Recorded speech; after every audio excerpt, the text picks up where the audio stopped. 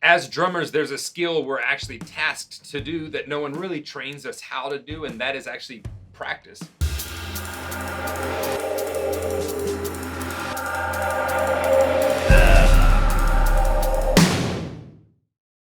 Practicing is a skill. Practicing well is a skill that you develop over time. And no one ever took me aside and said, all right, here's the ways that you need to practice. Here's the most efficient method. I just kind of learned over the years, and it's been a topic that I've studied on and studied on and studied on. I have a full course on it. And actually, there is a free resource. It's linked below, Transforming Your Practice Time. If you want to check that out, I would love it. It's 3 free lessons leaked down over a few days. You don't have to buy anything to get it. It's completely free, and hopefully it will help you do just that, transform your practice time. So let's get to this. How do you get more focus in your practice time?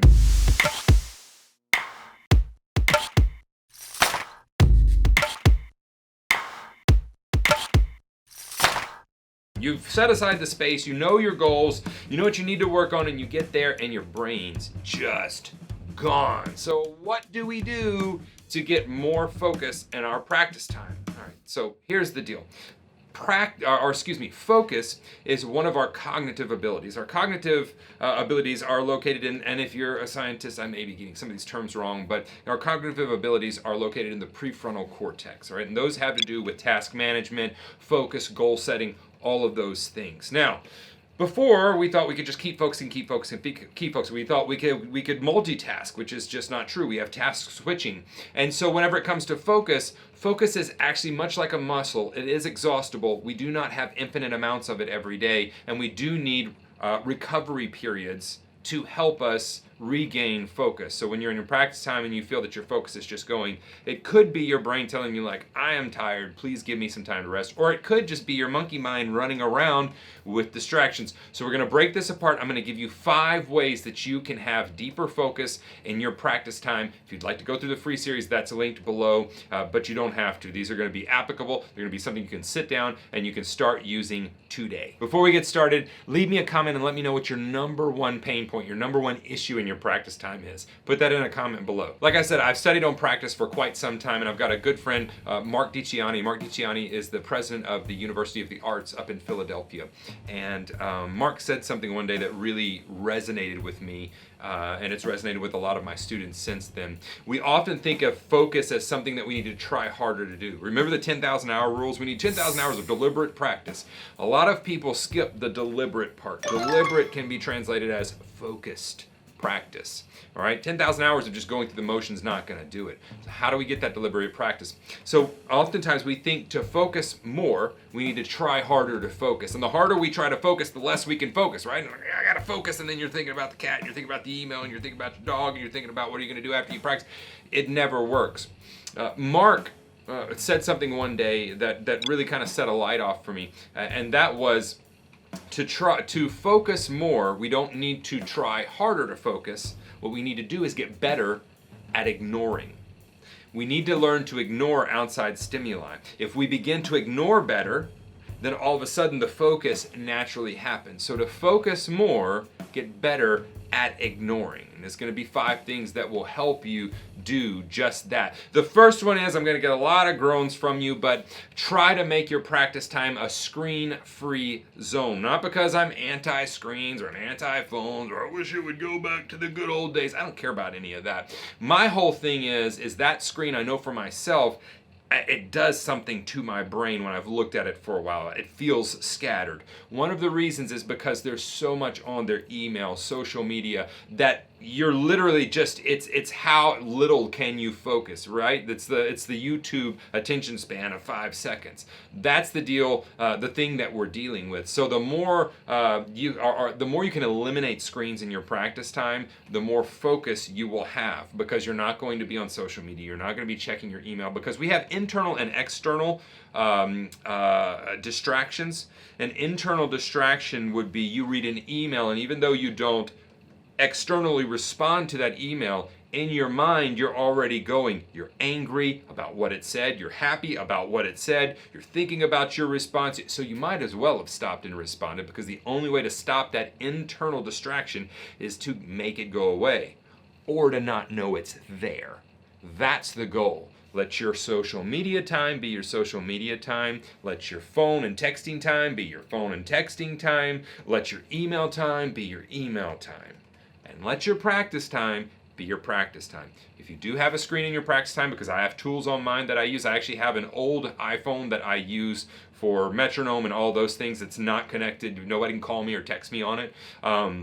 So if you have a device you can do that with. If not, airplane mode. And no cheating, no airplane with Wi-Fi enabled. No, it is airplane mode, only Wi-Fi if you need to connect to something to download a resource so that you can practice more. And as much as you can get paper on an actual stand, for me, it's all the better. The second thing is don't do tasks right before you go and sit down to practice that require a lot of brain power or that are going to have lingering effects. One of these that I'll just kind of return to a lot is email.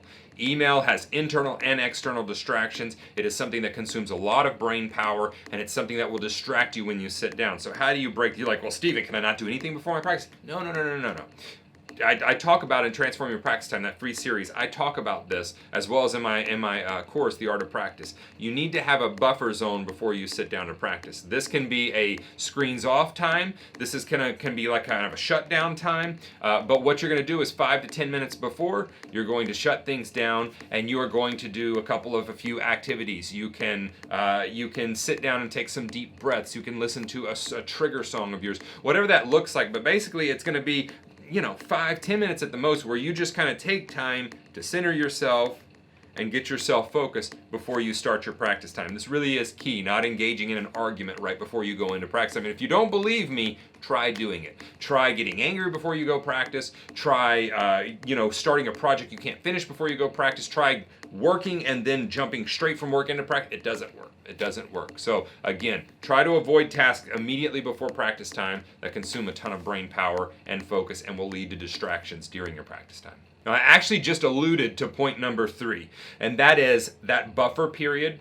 You want to allow, and I call this my pre-practice ritual, you want to allow 5 to 10 minutes before you practice where you sit down, and this is specifically what I think you should do because these have been proven to help increase focus and recover focus in different studies. One, I think you should have a trigger song. A trigger song is just a song that you listen to. It's the same song. You listen to it before every practice session, and what it does is it begins to trigger that is a practice time. What you're doing is you're instilling in yourself a routine. It's very basic. We're very primal on a very basic level. Our brain and our body wants a routine. So do it for 20 to 30 days. Once you do that, it starts to become a custom. And then when you hear that song, what happens? It triggers things. It triggers, this is practice time. I'm starting to focus. You're starting to go into that zone. Fighters do this all of the time. Before boxing matches, they have their song. I have songs I cannot listen to this day because I get angry because I used to listen to them whenever I was in college and working out. They were the song that I'd listen to whenever I had to do a big set or something like that. That's what I'm talking about. So this trigger song is the same thing, but it's for creativity. Same song, you don't even have to finish it. I now have songs where I can just listen to the first couple bars, I can hum them, and all of a sudden I'm just in that headspace of creativity. So for 5 to 10 minutes, you're listening to that trigger song, you're closing your eyes, you're going to take some deep breaths, and you're starting to envision what a successful practice session looks like. What are you going to work on? How's it organized? And if during this time anything starts to pop up like, I don't know what I'm going to work on. Houston, we have a problem. Stop. Figure out what you're going to work out on before you get there. Because when you get there, it's too late. All right, so the first thing is try to make your practice time a screen-free zone. The second thing is don't do anything right before your practice time that is going to consume a ton of brain power or is going to distract you once you get to your practice time. The third thing is allow for that buffer zone of 5 to 10 minutes where you're going to listen to trigger songs, take deep breaths, and start a practice called envisioning, which has been proven. Michael Phelps, if you want somebody, the most decorated Olympic athlete ever, he does this. He visualizes before he goes to sleep at night. When he wakes up in the morning, that's the first thing he does. What does it look like when you win? What is it? He's visualizing. There's a huge gain in your practice time if you'll do that. The fourth thing is when you take breaks in your practice time, this is a huge area where all of a sudden distractions can creep in. You ever taken a break and you come back and you just can't get your focus back? Okay, it really has to do with how you structure your break time. There are actually activities and things that have been proven to help cognitive abilities recover. What that means is it helps your focus recover, okay?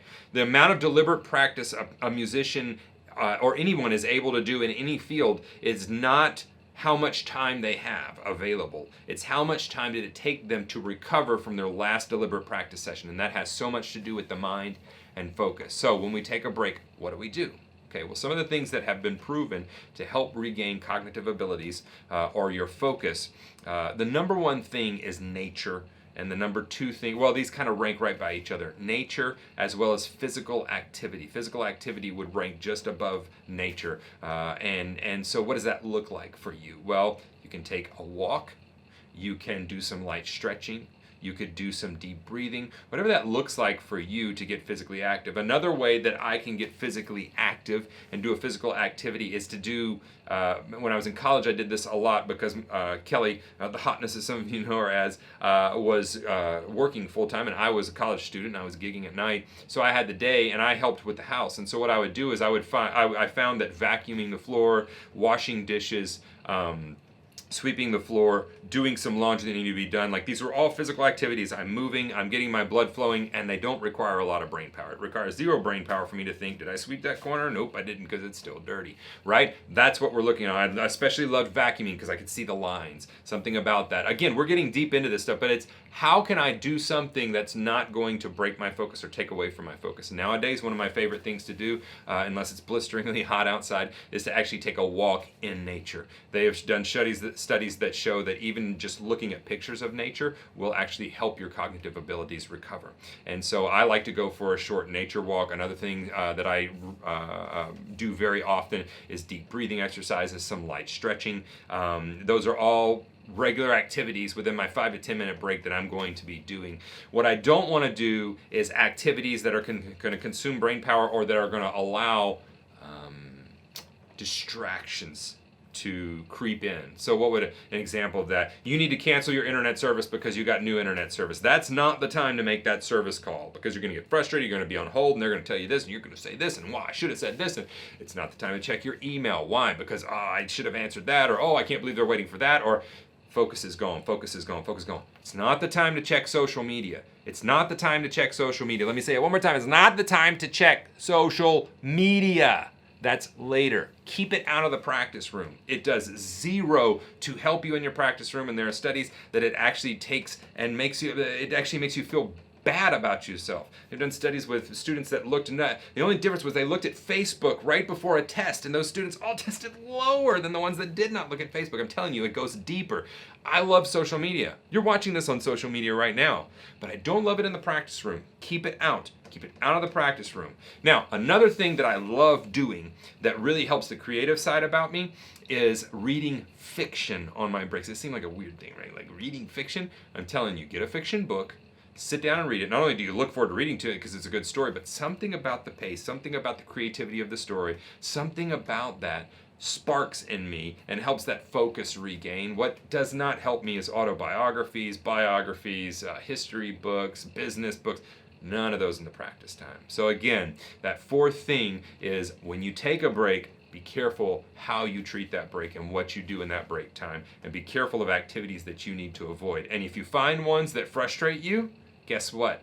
Put them on a list. You don't need to be doing those. The fifth thing, I know this got a little bit longer than I was planning, but I really wanted to be thorough. I wanted you to have some really solid takeaway points that you could use with this. So the fifth thing that you can do in your practice time is when you're sitting there practicing and you feel your focus going, like you're doing your taxes while you're that distracted. What is for dinner? All of those things. What we're going to do is we're not just going to continue with that. We have to get our focus back. So how do we do that? What's a quick thing we can do? You can take your sticks and put them down. Just set them on the snare. Fold your hands, sit up straight, close your eyes, and take a couple of deep breaths. 30 seconds, 60 seconds, 90 seconds, it doesn't matter. What you're looking for is that light. You know how your eyes are blurry and all of a sudden they come into focus? That's what we're looking for, but more of a mental picture of that. So we close our eyes, eliminate more senses we can eliminate, the better. That's why we're holding here. We don't want touch. We don't want, our eyesight. We want to eliminate those. And I'm just working on focusing. And once you feel like you've focused, a few deep breaths, pick the sticks back up, start again. Do this as many times as you need to. But after the fifth or sixth time in a very short span of time, you need to start looking at, okay, is there something else I did? I call these practice killers. There's something else I did that's causing this distraction. Is there something I could do to eliminate this distraction? Am I hungry? Am I tired? Is it time to quit? We need to be aware of our body and what it's telling us while we're practicing. But this is it's a really cool hack, if you want to call it, that you can do during your practice time. Set the sticks down completely. Don't get up from the kit. Just set them down. Close your eyes. Take a few deep breaths. Once you get that focus back, pick them back up. Immediately go into the exercise. Once you feel it go again, stop. And we say, well, it's wasted practice time. It's not. Any practice time that is spent trying to get more focus is the best time that you can spend, because unfocused practice, I would rather you do 10 minutes of focused practice than 2 hours of unfocused practice. I'm just telling you, it's that powerful. So these are the 5 things that you can do when it comes to your practice time to help you get focused, to help you regain focus, to help you keep your focus during your practice time. Again, put in the comment section, what's your biggest pain point when it comes to your practice time? Let me know that. You start a discussion about that as well. If this has helped you, hit that thumbs up button, share it with somebody that you think it may help. Click subscribe. If you're not subscribed, I'm releasing a couple videos every week, good content just like this that will help you. If you would like to go deeper with this, there's a free series, Transforming Your Practice Time. It's linked below, no strings attached. You don't have to buy a thing. I'm just going to send you a few free lessons over a 4 or 5 day period that will help you dive deeper in your practice time. But whatever you do, I'll see you here in the next lesson.